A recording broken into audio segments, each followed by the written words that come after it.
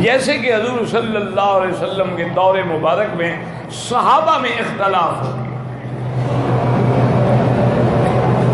تو سب صحابہ نے یہ تجویز پیش کی کہ بھی یہ مسئلہ تعلق رکھتا ہے امہات المومنین سے، حضور کی ازواج مطہرات سے، اب یہ کون جا کے پوچھے؟ تو فیصلہ یہ ہوا کہ عبداللہ ابن زبیر جا کے پوچھیں، کیونکہ عبداللہ ابن زبیر جو بی بی اسماء کے بیٹے ہیں نا، بی بی اسماء بی بی عائشہ کی بہن ہے، یعنی وہ بھانجے ہیں، وہ ان کی خالہ ہیں۔ انہوں نے کہا کہ مسئلہ یہ پوچھنا ہے کہ صحابہ میں اختلاف ہو گیا ہے کہ مس مرأہ جو ہے وہ ناقض الوضو ہے یا نہیں ہے۔ بھئی وضو کے بعد عورت کو ہاتھ لگ جائے، وضو ٹوٹ جائے گا کہ نہیں ٹوٹے گا؟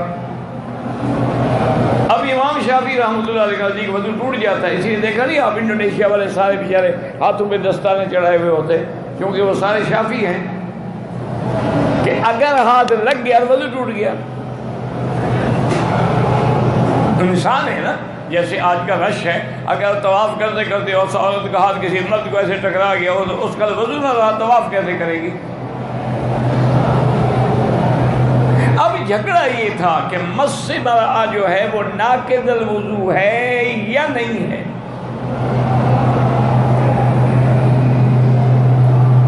اس میں بڑی الحمدللہ اہل علم نے بڑی تحقیق کی، اللہ ان کی قبروں پہ کروڑوں رحمتیں کرے۔ بعض نے فرمایا کہ مس مرأہ جو ہے ناقض تو نہیں ہے، لیکن کیا اس نے شہوت سے ہاتھ لگایا یا بغیر شہوت کے لگایا؟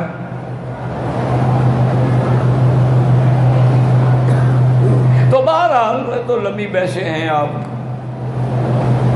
تو پڑھ کے سن کے بھی تنگ آ جائیں گے۔ تو بہرحال حضرت عبداللہ ابن زبیر کے ذمہ لگا کہ آپ جائیں بی بی عائشہ سے پوچھیں۔ اب وہ بی بی عائشہ کی خدمت میں آئے۔ اچھا یہ بھی اللہ کی حکمت ہے، میں تو ایک طالب العلم ہوں، علماء سوچتے ہوں گے بہرحال کہ اکثر ہمارے مسائل جو ہیں اس کی راوی بی بی عائشہ ہے۔ تو بہرحال بی بی عائشہ کی خدمت میں حضرت عبداللہ ابن زبیر انہوں نے کہا کہ اماں صحابہ میں اختلاف ہو گیا ہے کہ مس مرأہ جو ہے، دیکھیں نا اب سوال کرنے والا بھی تو عبداللہ ابن زبیر ہے رضی اللہ عنہ۔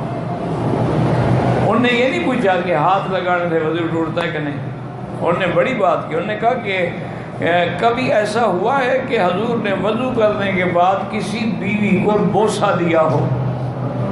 ہاتھ لگانا تو کام کی وجہ سے بھی ہو سکتا ہے نا، بوسہ تو خواہش کی وجہ سے ہوگا نا، شہوت کی وجہ سے ہوگا نا، اس لیے سوال انہوں نے اہم کر دیا۔ سوال بھی کرنا کوئی آسان کام تو نہیں ہوتا نا۔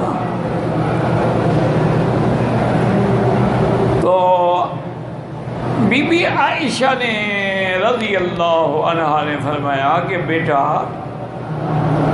کان رسول اللہ صلی اللہ علیہ وسلم یقبل بعض نسائہ بعد الوضوء، حضور پاک کبھی کبھی وضو کے بعد کسی بی بی کو بوسہ بھی دیتے تھے، ثم لم یتوضا، پھر دوبارہ وضو نہیں کرتے تھے۔ تو معنی یہ ہوا کہ وضو نہیں ٹوٹتا۔